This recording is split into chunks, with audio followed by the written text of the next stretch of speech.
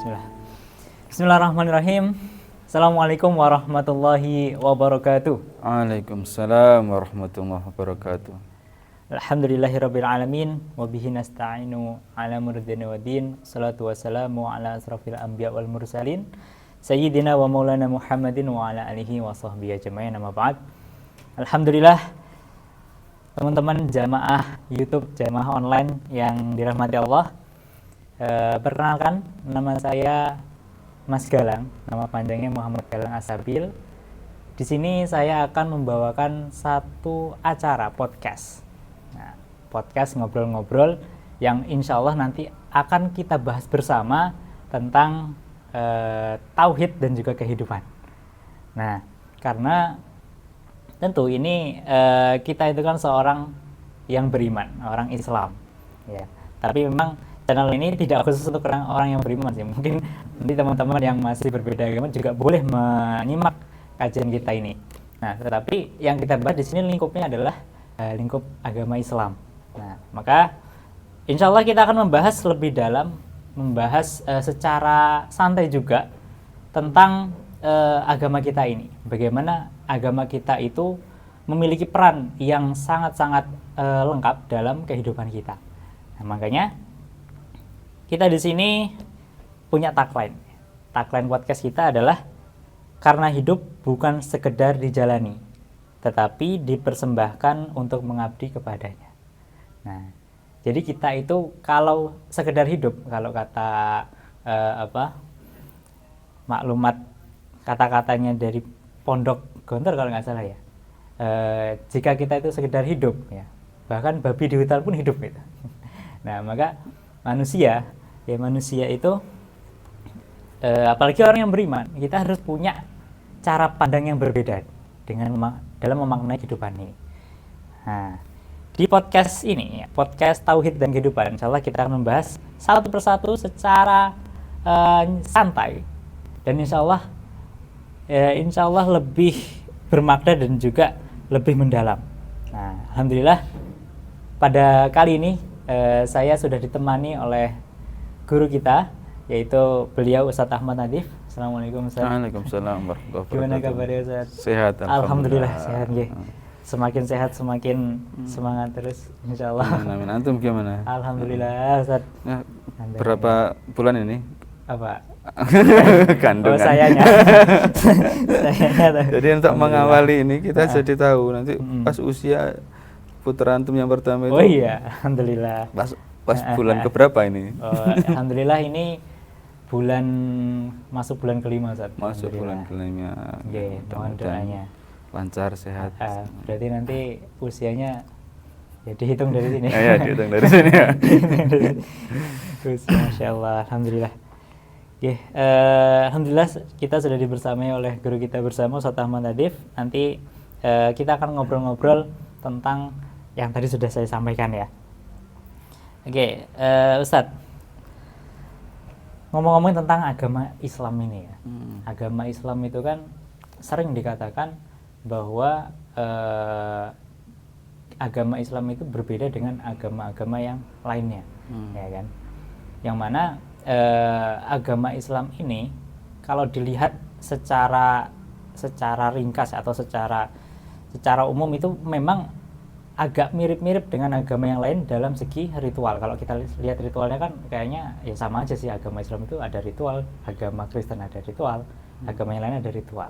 Ya, tapi kalau kita dalami lagi, sebenarnya agama Islam itu kan lebih komprehensif kan, lebih fundamental juga karena tidak hanya ada ritual-ritual ibadahnya saja di situ kan, tapi banyak sekali hal-hal yang di situ ada aturan Islam ya gitu lah.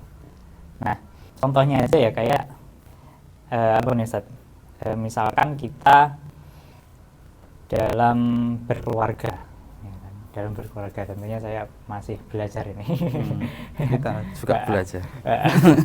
Dalam berkeluarga itu kan tentunya ada syariat-syariat, ada aturan-aturan yang perlu kita perlu kita laksanakan kewajiban dan juga kita jauhi semua yang haram-haram yang dilarang itu. Nah, tentunya itu kan lebih kompleks, lebih lengkap daripada agama-agama yang lainnya, dan juga aturan-aturan yang lain, bahkan aturan seluruh aspek kehidupan kita sampai ke kehidupan sosial, bahkan ke politik sekalipun. Nah, sebenarnya menurut Ustadz nih, agama Islam itu yang paling membedakan dengan agama-agama lain itu di segi apanya, Ustadz? Bismillahirrahmanirrahim. Alhamdulillahirabbil alamin, wassalatu wassalamu ala asrofil anbiya'i wal mursalin. Yang paling membedakan antara agama Islam dengan sistem kehidupan yang lainnya, kita bicara sistem kehidupan secara lebih umum ya, tanpa harus menspesifikkan pada agama, tetapi pada semua sistem kehidupan. Justru yang paling mendasar itu adalah pada aspek tauhidnya. Aspek tauhidnya. Ini yang sangat membedakan dengan sistem kehidupan apapun yang lainnya hari ini. Gitu. Yaitu bahwa dalam pandangan Islam, manusia itu hidup itu jelas sekali arahnya. Dari mana ia berasal, untuk apa dia hidup, dan kemana setelah mati. Dan sebagaimana nama acara ini, ya, nama acara ini kan sebenarnya teras illa liya'budun. Teras illa liya'budun. Nah, di situ yang kemudian sangat membedakan antara bagaimana pandangan hidup seorang mukmin dibandingkan orang yang tidak beriman. Bahwa dia menjalani kehidupan ini tidak ada lain kecuali untuk mengabdi kepada Sang Pencipta, yaitu kepada Allah Subhanahu wa Ta'ala. Kita diciptakan oleh Allah Subhanahu wa Ta'ala. Allah yang memberikan rizki kepada kita, memberikan apa saja untuk kita nikmati di dunia ini, ya. Dan untuk itulah kita mengabdi kepadanya, menciptakan, memelihara, mengasuh, ya, dengan berbagai macam rezeki yang diberikan. Maka sudah selayaknya kita mengisi hidup kita ini untuk mengabdi kepadanya. Dan sebagaimana firman-Nya, wa ma khalaqtul jinna wal insa illa liya'budun. Tidaklah aku ciptakan jin dan manusia kecuali untuk mengabdi kepadaku, untuk beribadah kepadaku. Nah, maka ketika orang itu memandang kehidupan ini hanya sekedar untuk dijalani, hanya sekedar untuk main-main, ya, atau untuk ya sekedar beranak pinak, memakmurkan bumi ini ya dengan berbagai macam kegiatan, ya itu salah arah sesungguhnya dalam pandangan Islam. Dalam pandangan Islam mestinya apapun aktivitas orang, ya, orang yang beriman itu, dari mulai akil baliknya sampai nanti dia menghadap Allah Subhanahu wa Ta'ala, itu isinya semua waktu itu adalah untuk mengabdi kepada Allah Subhanahu wa Ta'ala. Illa liya'budun. Enggak ada yang lain, illa liya'budun. Enggak ada yang lain. Dengan bentuk yang berbeda-beda. Ya, gini, maksudnya iya betul, dengan bentuk yang berbeda-beda itu. Iya, aktivitasnya berbeda-beda. Ya, ada tidur, ada mandi, ada nyapu gitu kan. Ada sampai berpolitik, ya, sampai kemudian apalagi berekonomi dan seterusnya. Iya, kegiatannya itu bisa macam-macam. Tetapi semuanya itu dalam rangkanya cuma satu, yaitu untuk mengabdi kepada Allah Subhanahu wa Ta'ala. Nah, tentu saja ketika itu disebut sebagai sebuah pengabdian, maka yang harus diingat adalah satu, apa yang kita lakukan itu harus inline dengan syariat Allah Subhanahu wa Ta'ala. Ya, tidak disebut ibadah kalau kita melakukan suatu kegiatan itu di luar batasan syariat. Di luar batasan syariat. Ya. Mau diniati seikhlas apapun, kalau itu di luar pagar syariat, itu tidak disebut ibadah. Misalnya orang korupsi niatnya ibadah, tetap nggak boleh, gitu kan? Nah, yang kedua niatnya itu, bagaimana semua aktivitas yang berada di dalam koridor syariat tadi itu dia tidak lakukan kecuali semata-mata untuk mengharap ridha Allah Subhanahu wa taala. Nah, ketika sebuah amal itu punya dua karakteristik ini, yaitu ada di dalam batasan syariat lalu kemudian diniati karena Allah Subhanahu wa taala, itulah amal soleh. Itulah amal yang ihsan. Setiap perbuatan harus diniatkan untuk mengabdi kepada Allah dan dalam batas koridor syariat. Dalam batas koridor syariat. Iya, menarik Ustaz. Biasanya itu kalau orang-orang itu ketika disampaikan bahwa kita harus senantiasa mengabdi, beribadah kepada Allah dalam setiap kegiatan kita. Dan gambarannya, berarti kita harus sholat terus, harus beribadah terus, ya kan? Padahal Allah sendiri mengatakan, ada ayat kan inna sholati wa nusuki wa mahyaya wa mamati lillahi rabbil alamin. Jadi sesungguhnya inna sholati salatku, inna sholati wa nusuki ibadahku, hidup dan matiku. Berarti kan tidak hanya sholat saja yang disampaikan di situ. Tidak hanya, tapi juga kehidupan dan kematian bahkan untuk Allah. Untuk Allah. Gitu. Betul. Memang harusnya begitu. Iya, menarik ini. Oke, tadi kita mulai menuju kepada soal niatnya, Ustaz. Niat itu kan tadi yang menarik gini, tentang contohnya tadi kan ada orang korupsi berbuat niatnya untuk, misalkan niatnya untuk membantu panti asuhan misalkan dengan uang korupsi. Itu berarti perlu dipertanyakan nih. Banyak sekali orang-orang yang menganggap bahwa yang penting kan niatnya sudah baik. Niatnya sudah baik, saya sudah niatnya baik kok, mosok dihalang-halangi, mosok nggak boleh kayak gini. Niat saya baik untuk bikin masjid, niat saya baik untuk membuat sekolah, niat saya baik untuk memberi makan anak-anak sekolah di seluruh Indonesia gitu kan. Nah, berarti kan tidak cukup dengan niat yang baik itu, segala perbuatan kita itu. Nah, kalau dalam Islam itu gimana Ustaz? Dalam kita melaksanakan aktivitas kita, melaksanakan apa-apa yang sudah kita sampaikan tadi itu, batasannya atau pondasinya itu apa kalau bukan kebaikan? Iya. Ya, pondasinya tauhid. Pondasinya adalah tauhid. Sebelum kita ke sana, saya ingin memperdalam dulu tentang batasan-batasan syariat yang tadi kita diskusikan. Boleh. Jadi ini yang kemudian menjadikan Islam itu spesial, ya. Karena Islam itu mengatur semua aspek kehidupan, ya. Mengatur semua aspek kehidupan. Jadi dari sisi pondasinya itu adalah tauhid. Lalu dari tauhid atau akidah ini melahirkan sistem kehidupan, melahirkan sistem kehidupan. Sehingga tidak ada perbuatan manusia itu yang tidak ada aturannya di dalam Islam. Ya. Tidak ada perbuatan manusia yang tidak ada aturannya. Yang tidak ada aturannya di dalam Islam. Islam itu mengatur semua perbuatan manusia. Pasti kalau enggak hukumnya wajib, ya mungkin sunnah atau mubah atau makruh atau haram. Enggak ada perbuatan manusia yang lepas dari salah satu di antara hukum ini. Coba apa hukumnya? Enggak ada hukumnya apa? Abu-abu gitu. Enggak ada. Ya. Nah, sehingga disitulah kemudian Islam ini berbeda dengan sistem kehidupan yang lainnya itu seberbeda-berbedanya. Seberbeda-berbedanya. Apa? Tadi itu kita berbuat itu untuk Allah, bukan untuk sekedar kepentingan duniawi kita. Yang kita harapkan itu kan kehidupan setelah kematian justru kan. Gitu. Orientasi kita itu akhirat. Gitu.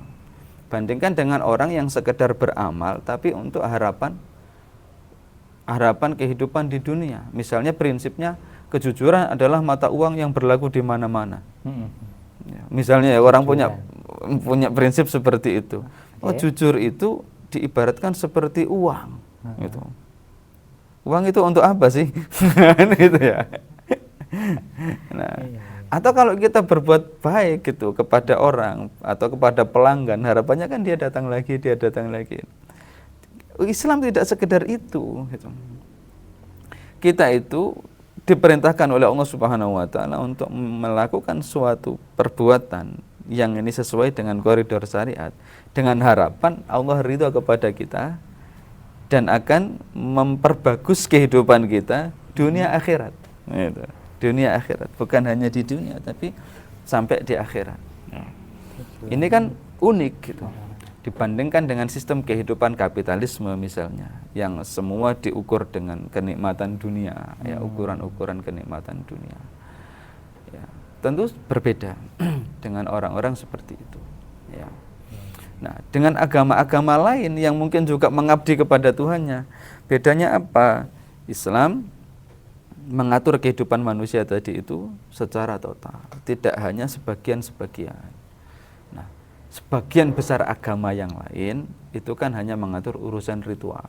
Betul. Tapi tidak punya konsep bagaimana mengatur kehidupan secara utuh. Nah, di situ. Nah, kemudian ketika ada pandangan bahwa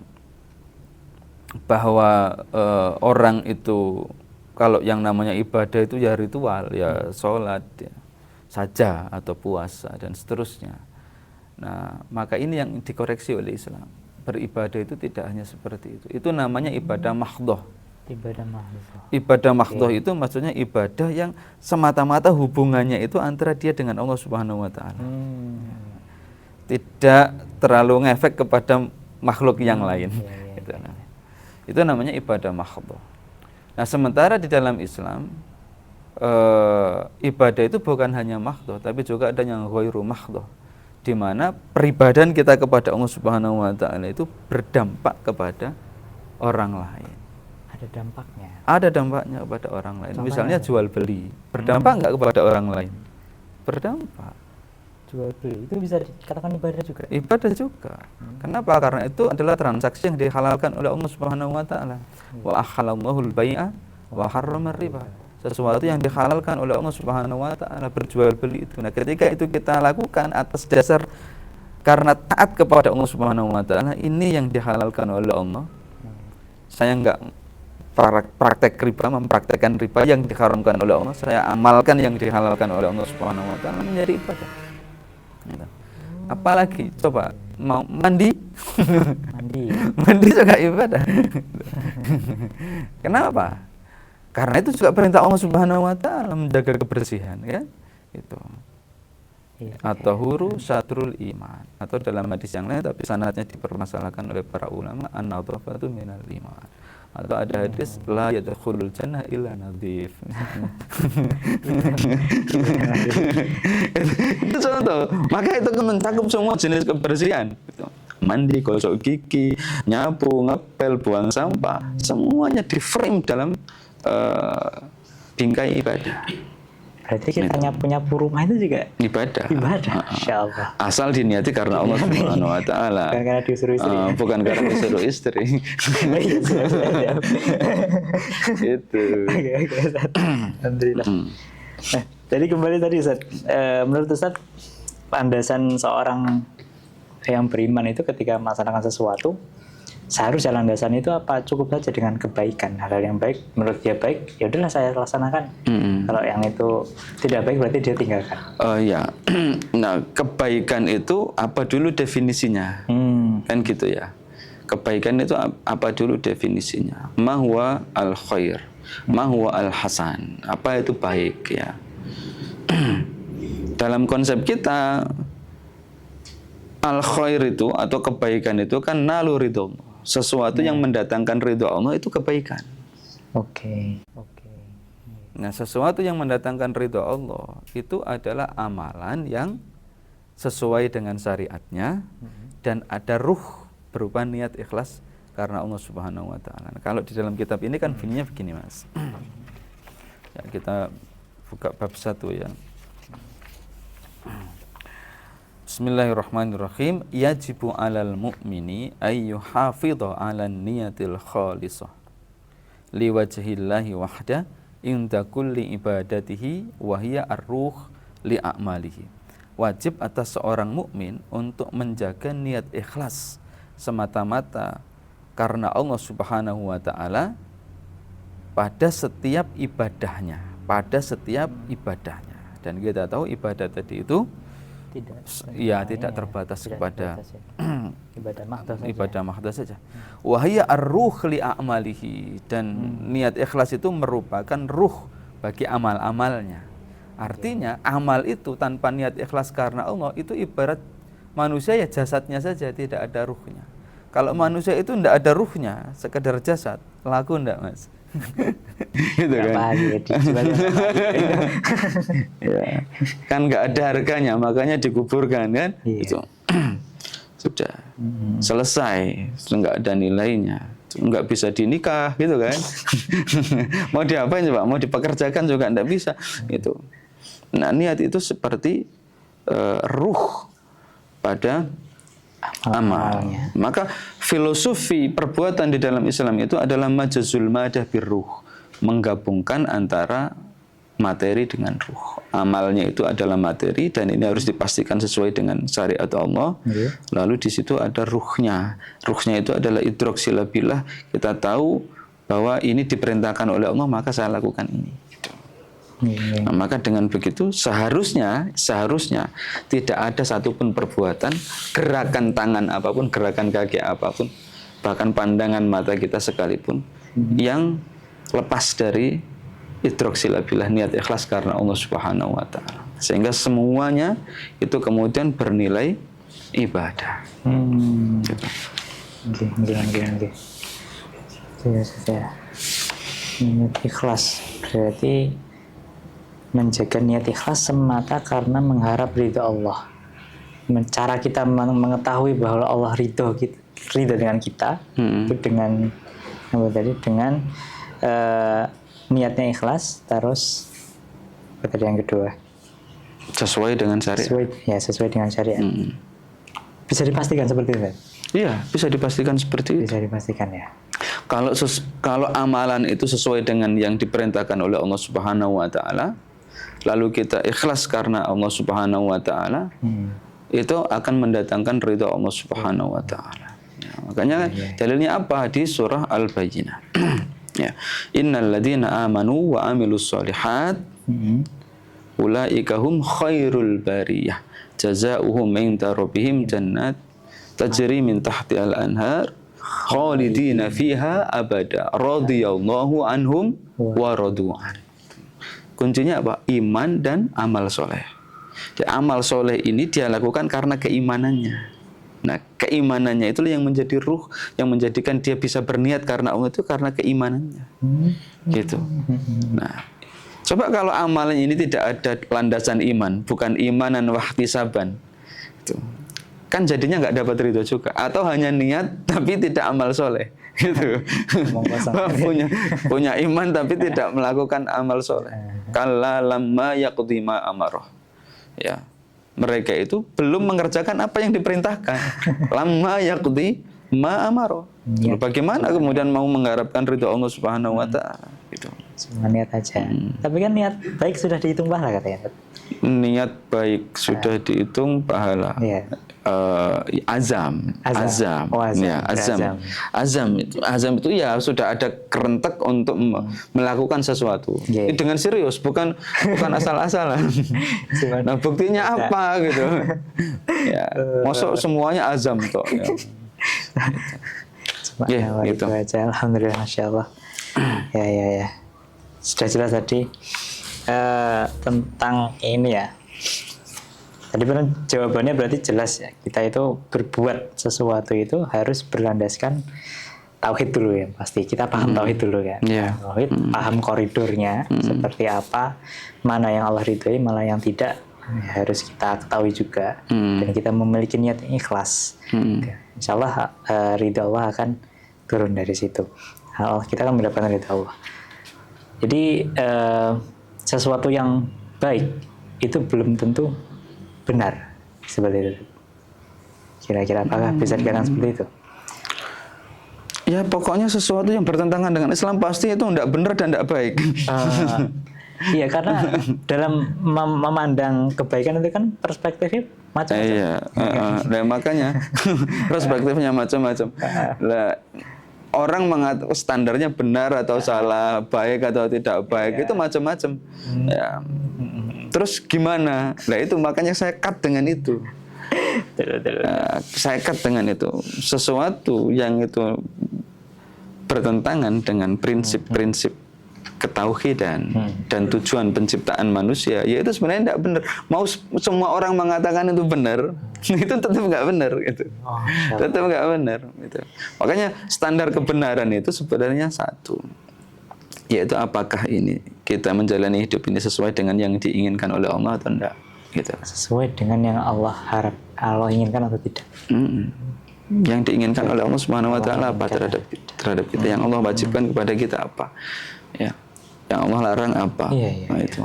Iya sih, karena hidup kita itu ya kalau kita beriman harus karena Allah kan hidupnya. Bukan iya. Nah masalahnya begini Mas, kenapa sih kok ini penting gitu ya? Karena kita mengimani bahwa setelah kehidupan ini itu ada kehidupan lagi.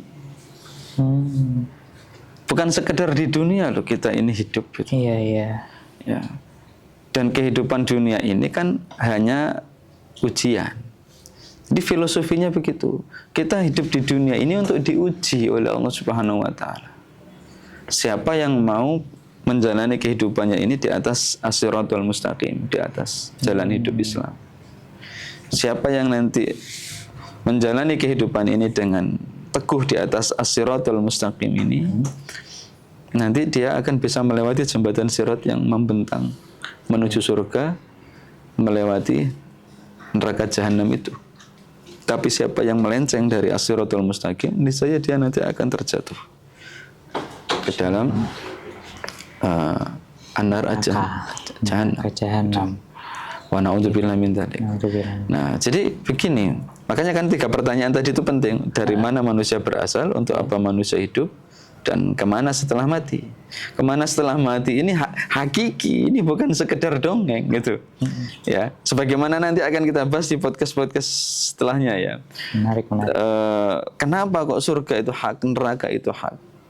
Nikmat surga itu hak, adab neraka itu hak. Dan kita semua nanti akan pasti sampai ke sana, sampai ke negeri akhirat gitu. Nah, di dunia ini kita itu diuji siapa yang layak masuk surga, siapa yang layak untuk diadab di neraka. Dunia ini hanya ujian bagi orang-orang beriman. Enggak, semuanya. Sebagai manusia berakal itu diuji. Semua berakal semuanya diuji. Siapa yang mau beriman, siapa yang enggak. Yang beriman pun diuji, siapa yang mau taat kepada aturan-aturan Allah Subhanahu wa taala. Siapa yang hanya mengklaim beriman tapi tanpa mau mengikuti aturan-aturan Allah Subhanahu wa taala. Gitu. Sulit enggak Mas kira-kira? Ya. Sebagaimana mahalnya harga surga sih. Gitu ya. Iya. Sebenarnya begini. Kalau dikatakan sulit ya, itu sajane relatif kan. Bagi orang yang beriman harusnya nggak sulit. Menjalani kehidupan sesuai dengan Islam itu harusnya nggak sulit. Harusnya dia bisa menikmati semua ibadahnya kepada Allah Subhanahu wa taala. Misalnya, antum mencintai istri, ya, menjalani kehidupan bersama istri dengan kesepakatan-kesepakatan yang telah ditentukan itu nyaman nggak? Kalau memang mencintai, hidup bersamanya nyaman kan? Beda dengan hidup dengan orang yang kita benci, kan nggak nyaman. Lah, kita hidup dengan Islam itu kita bersama Allah. Iya, pasti bersama Allah kan? Kita bersama Allah Subhanahu wa taala. Kita mencintai Allah, kita mencintai Rasulullah. Harusnya kalau kita mencintai Allah Subhanahu wa taala dan Rasulnya, maka menjalani kehidupan sesuai dengan syariatnya itu juga nyaman. Iya. Nyaman. Dan memang agama ini saja ini sudah dimudahkan oleh Allah Subhanahu wa taala. Wa nuyassiruka lil yusra. Itu. Dan kami telah mudahkan untukmu al-yusra. Apa al-yusra yang dimaksud di situ? Kalau kita buka tafsir Muhammad Ali As-Sabuni rahimahullahu taala, beliau mengatakan itu adalah syariat Islam. Wa nuyassiruka lil yusra, itu adalah syariat Islam. Jadi syariat Islam ini telah didesain untuk mudah dijalankan. Untuk mudah dijalankan. Nah, harusnya bukan sesuatu yang mustahil gitu. Bukan sesuatu yang mustahil. Ya. Mungkin sulit itu ya bagi orang-orang yang di awal-awal. Di awal-awal masih mu'alaf ya. Tapi masa iya kita sudah berpuluh tahun ini menjadi umat Islam ini. Kita nggak pernah jadi mu'alaf, Pak. Ya, gitu ya. Allah, alhamdulillah. Barakallahu fikum, Ustaz. Luar biasa ini. Ini baru awal ya, Ustaz ya. Iya, Insyaallah baru awal. Bab pertama ya. Baru bab pertama, insyaallah. Insyaallah nanti kita mulai membedah lagi. Tadi saya tertarik dengan 3 pertanyaan tadi. Mungkin nanti akan kita bahas lagi ke depan. Insyaallah. Tentang dari mana kita berasal, untuk apa kita hidup di dunia ini, mau kemana kita kembali. Iya. 3 pertanyaan sepertinya simpel, tapi itu mendasar banget. Iya, dan tidak ada yang lebih mendasar dari 3 pertanyaan. Mendasar. Ya. Itu menentukan arah hidup manusia. Betul. Alhamdulillah, barakallah. Alhamdulillah teman-teman, kita sudah membuka acara podcast kita pada hari ini. Insyaallah akan kita lanjutkan pembahasannya di hari-hari dan di episode-episode berikutnya. Semoga Allah ridhoi apa yang kita laksanakan, bisa memberikan manfaat dan juga hidayah kepada orang banyak. Insyaallah. Amin. Amin. Baik, alhamdulillah teman-teman. Alhamdulillah sudah kita bahas secara awal. Ini masih awalan. Insyaallah akan kita lanjutkan di pertemuan-pertemuan dan pembahasan berikutnya yang insyaallah lebih mendalam lagi seputar agama kita ini. Tentunya di acara kita, yaitu di teras Ilali Amudun, podcast Tauhid dan Kehidupan. Ya, karena hidup itu bukan sekedar dijalani, tetapi dipersembahkan untuk mengabdi kepadanya. Sampai jumpa di pertemuan berikutnya. Terima kasih, sekian, dan Assalamualaikum warahmatullahi wabarakatuh. Waalaikumsalam warahmatullahi wabarakatuh.